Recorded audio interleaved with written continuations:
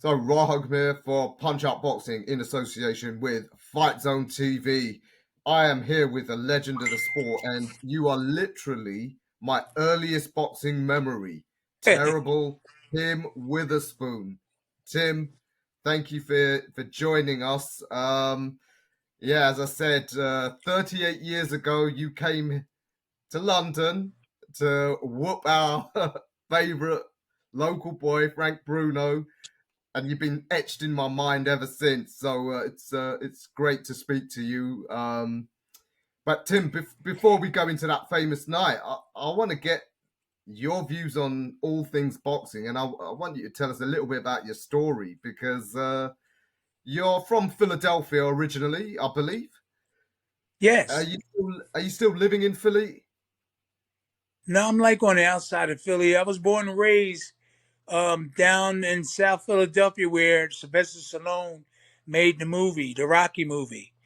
Hmm. And I went on to become the real two-time. When they say, and the two-time heavyweight champion Philly, Rocky Balboa, I did the same thing. My mom took me to to Italian market. We bought groceries. We said hi to everybody. And then I went on to become the two-time heavyweight champ from Philly. So I used to play baseball right in that area and everything. So Uh-huh. that's motivation right there. Absolutely. Tim, I mean, you were part of that generation of 80s heavyweights, but you were a little bit different to a lot of your peers in that you didn't have as much of an amateur pedigree. Can you just tell us a bit about how you got into boxing and what you did in the amateurs before you turned pro? Yes. I played a lot of sports. I never was in gangs. I was around a lot of people that played sports every weekend and every day. I used to play sports all the time. So I played American football and I Hmm. did really good. I was like all Philadelphia and I won awards. Then when I went to university, I got hurt. I caught a pass. I was a tight end. I'm the big guy that catch the ball and run with it. Hmm. I got hurt. So then I came home from college, university. Then a couple of my friends were boxing. Buster Drayton, who was junior middleweight champion of the world. We were from the same neighborhood. And so I noticed a couple other they was doing it. I was like, boxing. I said, hey, let me try it. So that's how I started. Buster Drayton, Kenny Reese, a couple other people from my neighborhood um, started boxing, and I just one day walked to the gym with them. Me and my friend Keith Davis. And that's how I wound up here today. This is the results of me like going to the gym right near the Italian market. The gym was Hmm. right there. Wow. So you were quite a late start then. What was you, 18, 19 when you started boxing? I started boxing at like 20. Yeah, Hmm. 19, 20. Yep, 19 and 20. I was an athlete. I wasn't a guy like mean, like I bite your ears off. I love Mike Tyson and I viewed boxing as a sport. So I wasn't scared. I wasn't scared and the contact was as expected because I played football. So a lot of people in the neighborhood was like, Timmy boxing because I wasn't like violent. I didn't go around beating up on people, and I was just really cool. Me and my siblings, we were really good people, and the neighborhood we were in was kind of rough, but I never was involved with a lot of the crazy stuff. So people was like scratching their head, Timmy boxing, and I just proved everybody wrong. I viewed it as a sport. I wasn't scared. I got in there. I'm used to contact sport, playing football, and this is where I'm at today. Yeah, you must have Yep. been an athlete. How many amateur fights did you have, and did you win anything in Okay. the? Yeah. I lost Joe Frazier's son my very last amateur fight. So he must have had like 50 amateur fights.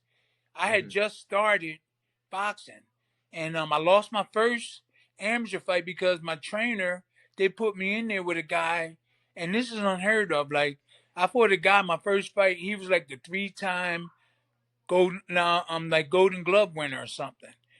And I Hmm. don't know how a novice got in there with a guy like that, but he beat me pretty good. He beat me pretty good, and then I won my next five fights. I won my next five fights, right? I was with this old trainer. I won my next 5 fights, and then we went to the Golden Gloves, and I fought Joe Frazier. Here I am fighting um, the great Joe Frazier's son, my very first really big fight, um, Hmm. and he won. He won the decision. He won the decision on me. But then when I turned pro and I had got a new trainer, they wouldn't have nothing to do with me. And I love Joe. I was around Joe Frazier in his gym. I met Marvis since then. He's really nice. But when I turned pro and I had got a new trainer, I was with this first trainer. His name was Clarence Booker, Hmm. and he really didn't know nothing. You know, young people don't know who is who when they first go into a gym, and let somebody tell them who to go to. So nobody really told me, hey, this trainer's this trainer that. I went in there with Buster Drayton. It was his trainer, but he really wasn't. He really wasn't a trainer that would take me to the top. So I started learning at a young age these type of things. So when you young boxers go into a gym, do research, find out if they got good defense, if they got good offense, or whatever. Find out who they train before you go picking somebody to train. And I didn't do that when I first started boxing. Very interesting.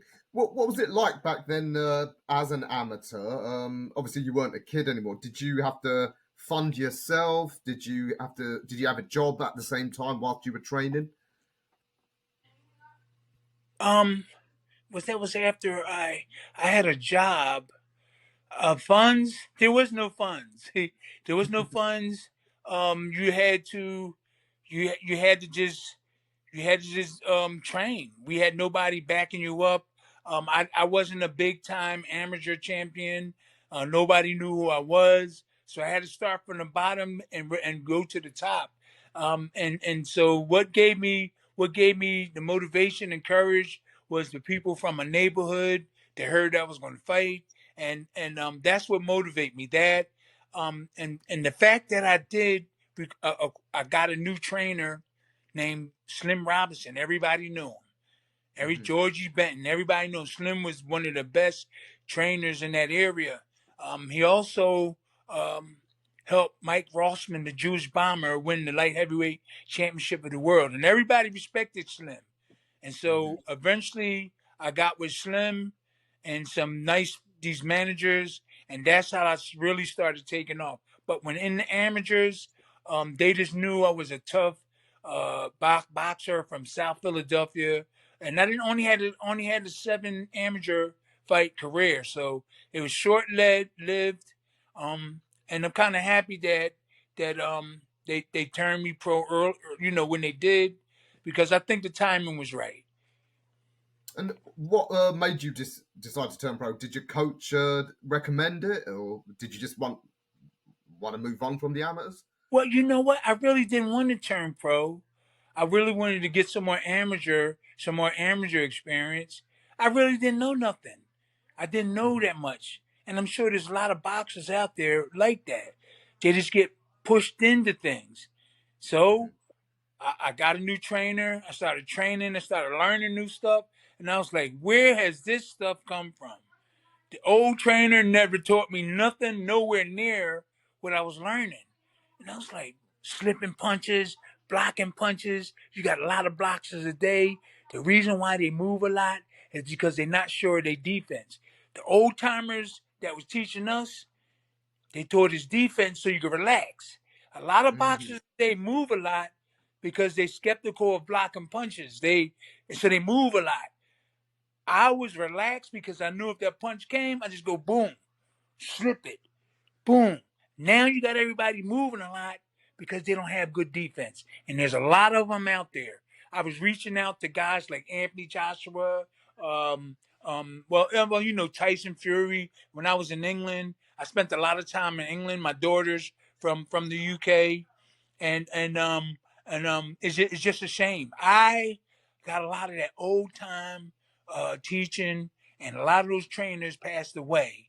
And I'm one of those guys. There's a couple other ones that got that teaching. So I was relaxed when I was in the ring, and sometimes I didn't throw a lot of punches, and kind of like people was worrying about was saying, "Well, Tim ain't throwing a lot of punches," but I was maneuvering in just to throw the punches. It's a different kind of tactic. So I was relaxed, boom, catch a punch, throw back. Instead of moving so you don't get hit, I relaxed a lot more and I was more confident. So that helped me. I'd rather fight that way than keep moving and burning your energy when you can show people your skills and everything by relaxing, being nice and smooth. Flip, boom, bang, bang. Sugar Ray Robinson. Absolutely. As someone who's been a fan of the sport for, well, basically since saw you that first time, as I said, I've been fascinated with the boxing culture from your part of the world, Philadelphia, the American Midwest. I've always thought the most skilled pros come from that part of the world. As you said, there's a tradition there that goes back 100 years, which sadly might be getting Are might you be talking dying about the East Coast? Are you talking about the East Coast? Midwest, your part world, sort of the No, I'm on the Philadelphia. East Coast. I'm on the East Coast. The Midwest, the Midwest Is with Tommy Philadelphia not? Hearns. Yeah. Okay. All right. No, I'm on the East Coast. Philly, New Uh York, huh. Jersey, Florida. Are you? Yeah. Okay. I had an idea it's all the same area, but as you said though, Philadelphia has that great tradition for boxing knowledge. And despite only 7 amateur fights as a pro, just 15 fights in, you were ready for a challenge against the WBC heavyweight champ, Larry Holmes. So before we Yes. go into that fight, I just want to know, I mean, how in just 3 years, I mean, what was the training like that got you in such a short time? You were ready for such an accomplished champion like Larry Holmes, and you ran him Yeah. that close. Yeah. I'm gonna make a lot of try to make it, my comments a little brief. What happened was I had a great trainer, really good trainer that gave me confidence. He taught Mhm, me defense. So, when every time I got in the ring or was in a fight, I know the only way that I get hit is if I make a mistake or get lazy. Because we would practice on defense, which they don't do a lot today. You see a lot of boxers today just throwing all offense, and a lot of those trainers don't know defense. So mhm, my trainer taught me both.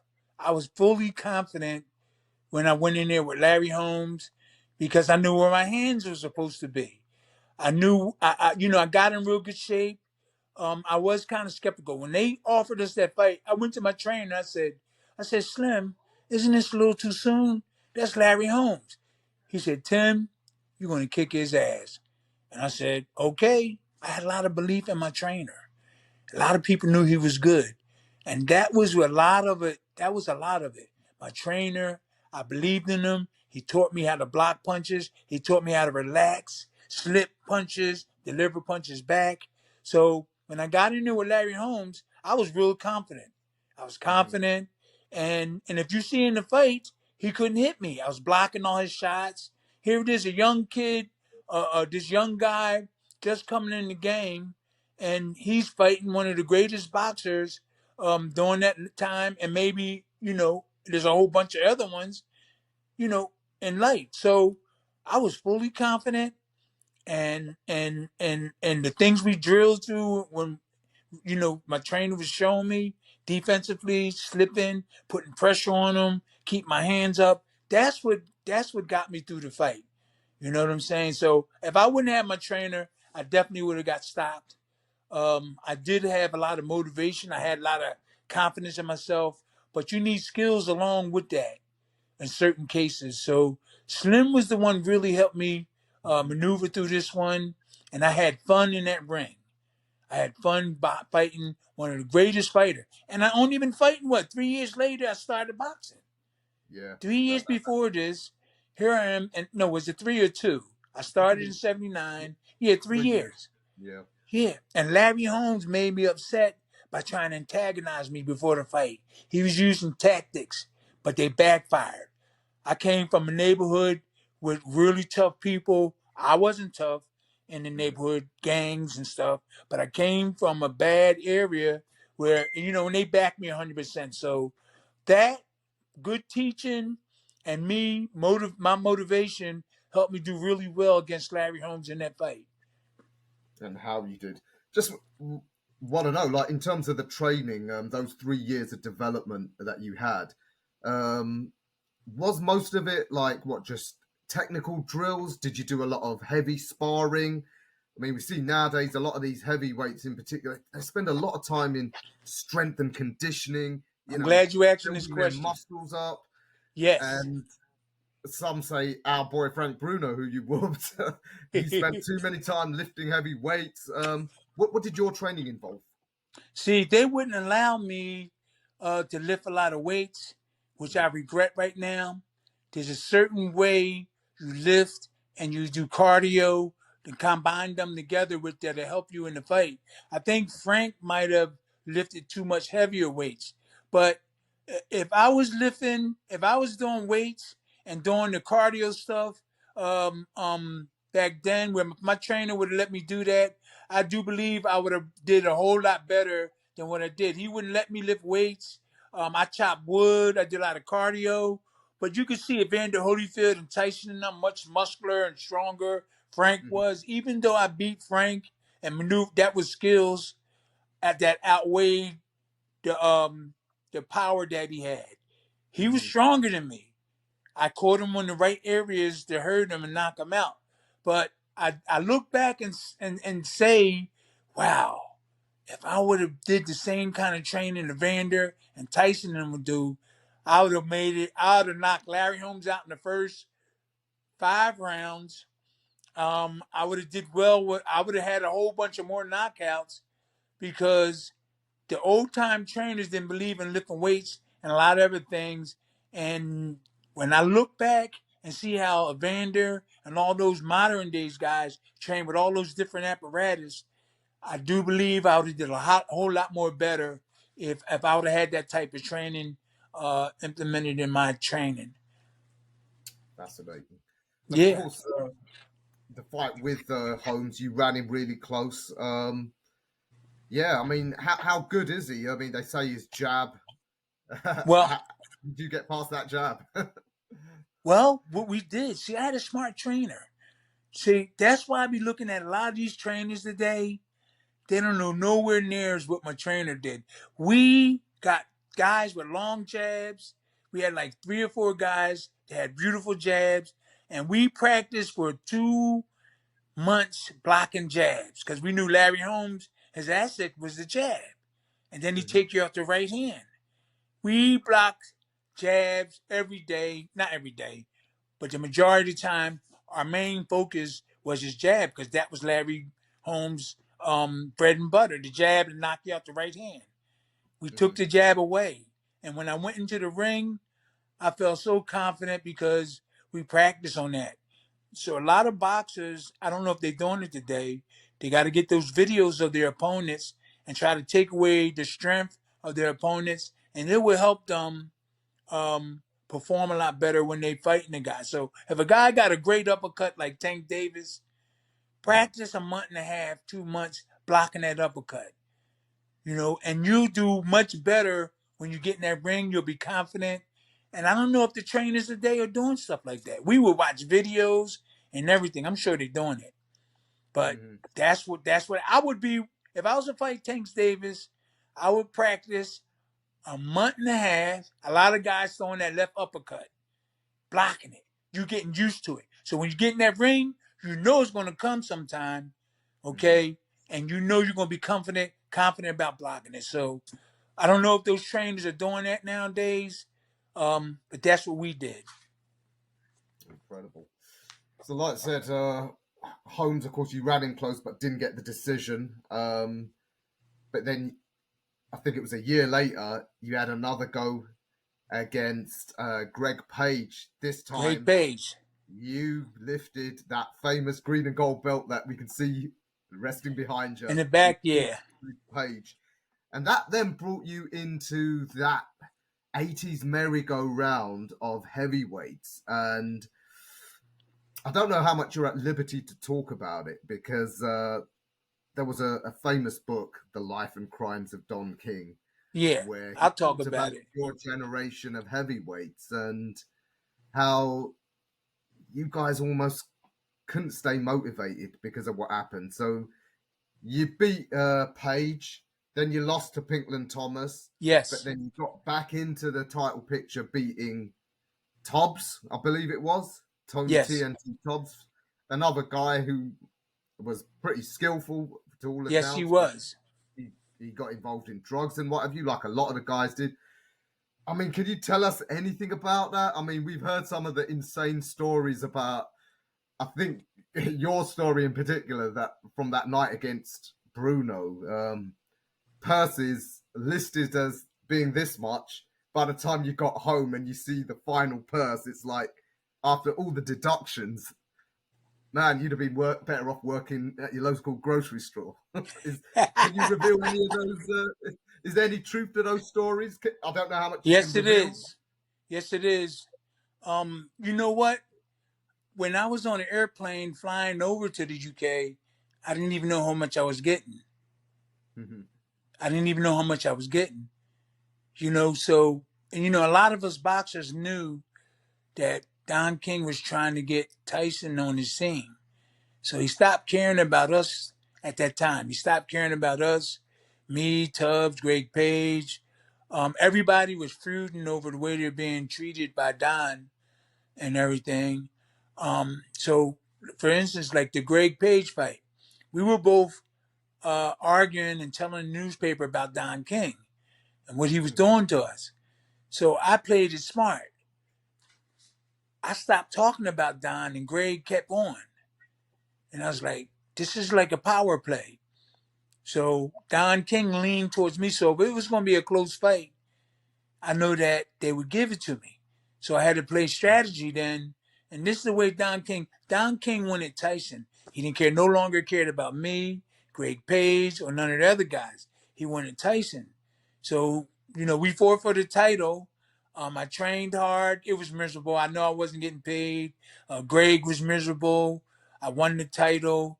But I stopped criticizing Don, trying to use that as a weapon, and it worked kind of like, even though I felt I did feel I won the fight, but I knew that if it was a really close fight that he was giving me, because Greg kept on doing that.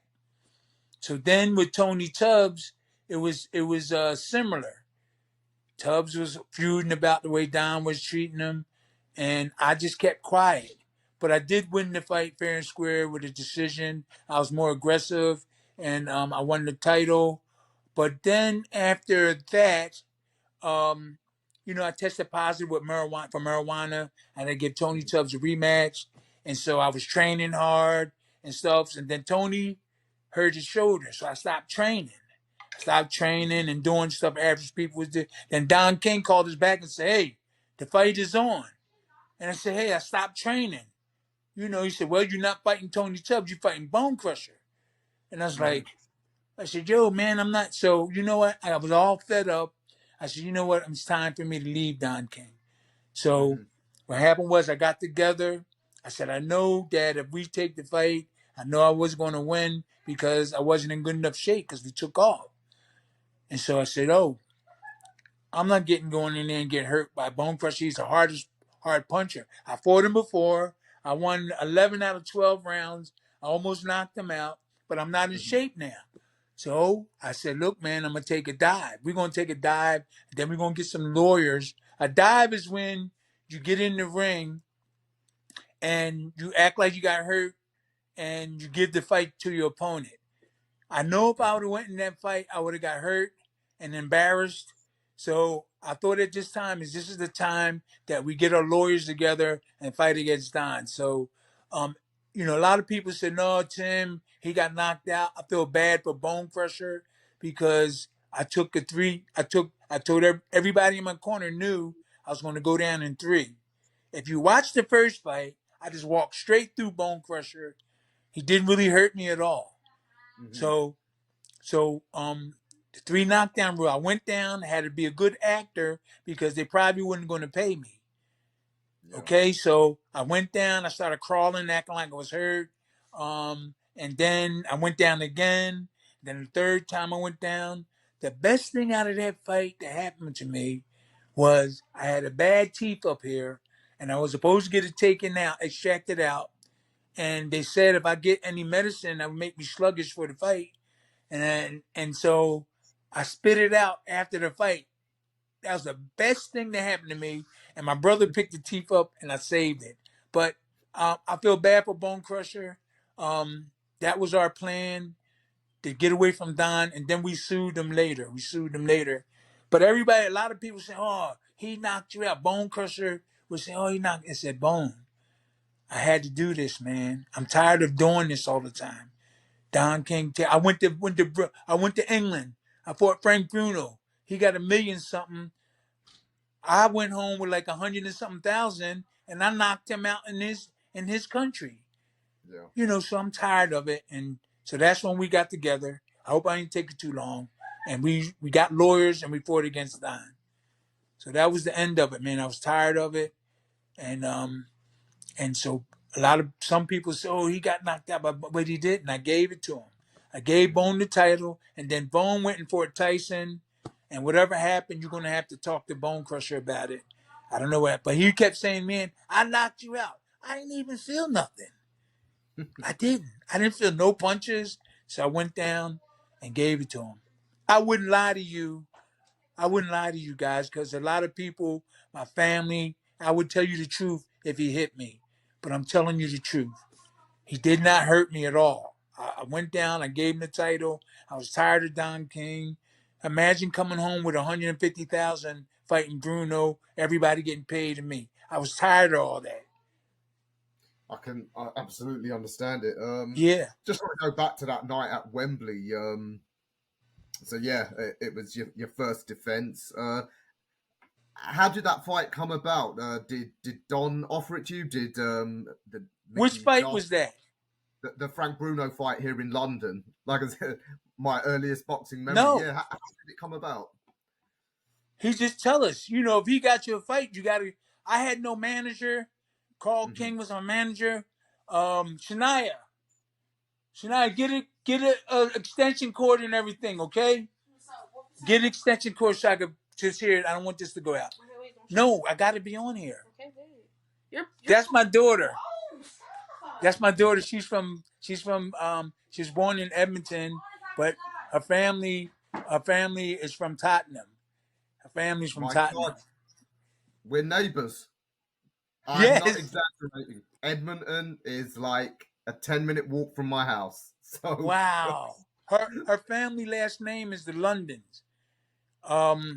They're the Londons, and her name is Shania Isabella Grace London Witherspoon. So wow. yeah. Yep. So wait a minute, real quick, what was you telling me now? Yeah, about the Bruno fight. Okay. Um, Okay. yeah, you're saying so. Carl King is basically Don's son, and he's also your manager, but basically he's Yes. working for his dad rather than working for you. Yes. So you have to, if you're with Don, you have to have Carl as your manager, unless you some really big, like Tyson had his own manager, I think. But Mhm. Carl was our manager because that's how Don take the money from you. That there's no okay if you ask Carl King something, he'll say, "Oh, I'm gonna ask my dad." Now, if he was our manager and representing us, he'll say, "Oh, I'm gonna go talk to him about changes." But he'll say, "Oh, let me see if my dad okay it and stuff like that." But we already knew the deal. The deal was Don was the manager and the promoter. He calls the shot. So, like I told you, when we was on the airplane flying to the UK, I didn't even know how much money I was getting. And after the fight was over, um, after the fight was over, I waited about. They send everybody home. We stayed a little bit afterwards. They Mhm. send everybody else home because they knew it would have been uproar. Everybody would have been mad. So they sent everybody home and made me stay. They made me stay, and I thought that was kind of funny. So then we flew home, and Debbie called me a couple of days and said that, okay, this is how the breakdown is. You got a 500,000. My dad get 150, and then no, my dad get 200 and something 50, and then there's all these expenses, and this is what you get. So it was like 150,000, and I was like, what? So I started cussing, And I said, I'm going to talk to your dad. Let me talk to your dad, because I thought I was going to at least give me 800,000 for for doing all this. So when I talked to Don, he said, Timmy, you got $500,000, and then you got all these expenses, and Debbie get hers, and this is what you got. So I started cussing. I was like, what the effort? What the effort? And I started saying, man, this is really messed up. Then I hung up on him. And that's when I started our surge into trying to get away from Don and things like that. I really thought he was gonna like look out. If he would have gave me 600,000, I probably wouldn't have been suing him and stuff. You know, if he gave, I went home with like 150, and I paid everybody. So I went home with like 105, maybe 95,000 after fighting that big fight.